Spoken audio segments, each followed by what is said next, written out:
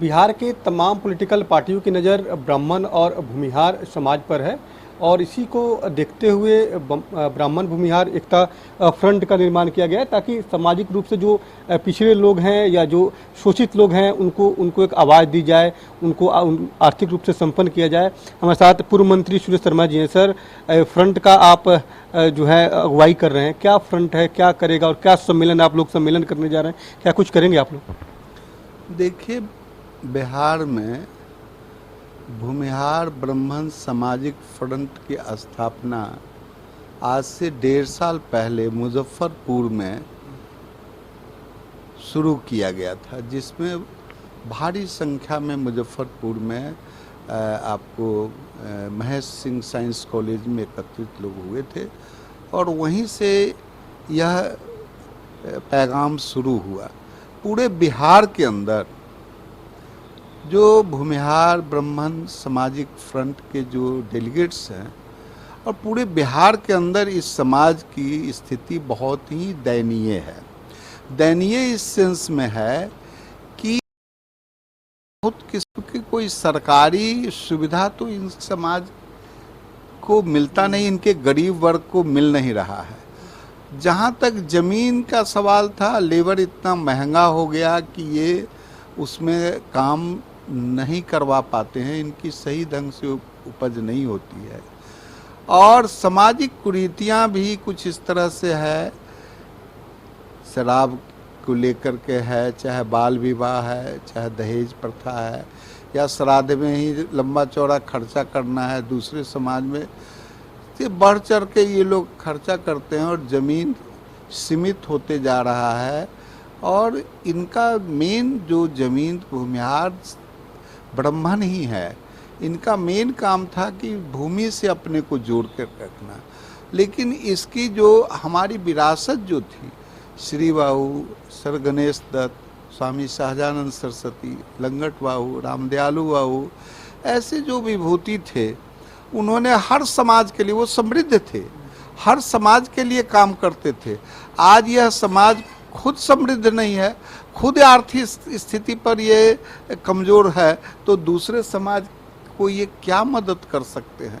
इसलिए हम लोगों ने सामाजिक तौर से, आर्थिक तौर से, कृषि के क्षेत्र में इस समाज को एकीकरण करने का निर्णय लिया और समाज में जो जैविक खेती और जो अभी के समय में जिस तरह से खेती से उपार्जन किया जा सकता है, उसका बाई प्रोडक्ट से इंडस्ट्रीज लगाई जा सकती है, इसके नौजवान को एंटरप्रेन्योर्स बनाया जाए, स्किल्ड बनाया जाए, इस अभियान सबको लेकर के हम लोगों ने इस समाज का हर जिला में 38 जिला में छोटी बड़ी जो है सो डेलीगेट्स बनाए गए हैं और हम लोगों का उद्देश्य है कि ये अपने समाज के साथ दूसरे समाज को भी मदद करे, लेकिन अपनी समृद्धता को कायम करके अपने कृषि क्षेत्र में अपने को या उद्योग क्षेत्र में या हर क्षेत्र में जो हमारे अतीत पूर्वज जो करते थे उसको पुनर्स्थापित कर करके मजबूती हो। लड़कियों की शादी में दहेज प्रथा जो है वह न रहे, समझे न। उस जो लड़के मेधावी हैं उनको स्टाइपेंड दिया जाए, उनको पढ़ाई के लिए कोचिंग का व्यवस्था किया जाए। इस तरह की बातें हम लोग करने के लिए संस्था का काम बहुत दिनों से चल रहा है। हम लोग ये संस्था ने सैकड़ों परिवार, उजड़ते हुए परिवार को मदद किया है, समझे ना। आज जो जिस परिवार को मारा गया, जिस परिवार की जान चली गई, उसको भी बचाने के लिए यह जा कर के प्रशासनिक दबाव दे कर के उन लोगों को रक्षा का काम किया है। इसी के लिए सामाजिक फ्रंट मजबूत होगा, आर्थिक, राजनीतिक सभी क्षेत्र में इनकी मान्यता बढ़ेगी।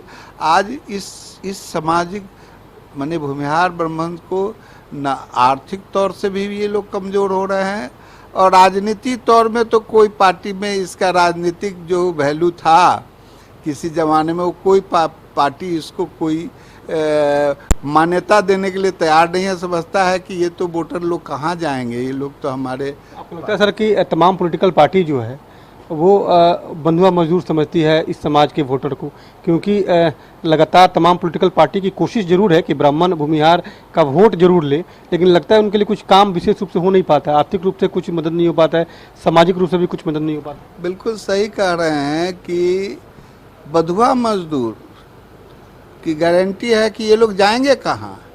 तो ये भ्रम नहीं होना चाहिए किसी पार्टी को।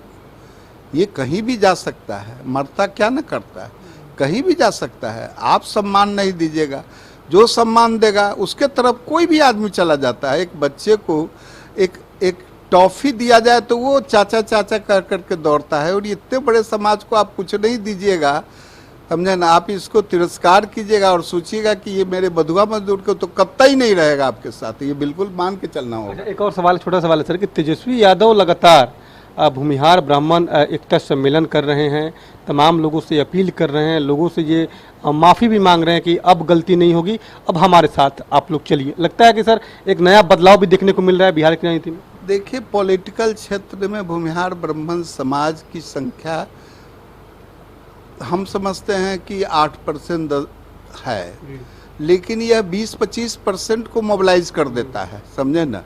तो ये तो मानना ही पड़ेगा, चाहे तेजस्वी यादव जी हों और चाहे हमारे मुख्यमंत्री नीतीश कुमार जी हों, चाहे बिहार के भाजपा के कद्दावर नेता लोग हों, आपको मानना ही पड़ेगा, इस समाज को सम्मान देना ही होगा। नहीं दीजिएगा तो इस समाज बंधुआ मजदूर किसी पार्टी का नहीं बनकर रहेगा। आपको लगता है सर 2024 का लोकसभा चुनाव है, 2025 में फिर बिहार विधानसभा का भी चुनाव होगा, अगर तमाम पॉलिटिकल पार्टी अगर सही रूप से प्रतिनिधित्व नहीं देगी तो उनको खामियाजा भुगतना पड़ेगा? देखिए, ये तो स्वाभाविक है ना। ये मैं आप पूछ रहे हैं, ये आप खुद कहिए ना कि सम्मान नहीं दीजिएगा तो आज तो एक घर का जो काम करता है, डोमेस्टिक सर्वेंट को भी वो भी सम्मान खोजता है।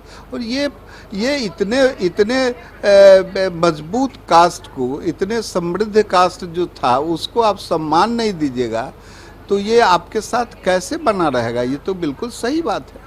बिल्कुल। अब पूर्व मंत्री सुरेश शर्मा ने साफ तौर पे कहा है कि अगर राजनीतिक रूप से अगर ब्राह्मण भूमिहार समाज को अगर प्रतिनिधित्व नहीं मिलेगा तो आने वाले समय में एक भारी खमियाजा जो है वो तमाम पॉलिटिकल पार्टियों को भुगतना पड़ेगा। कैमरामैन सुनील के साथ अनिश कुमार, कशिश न्यूज, पटना।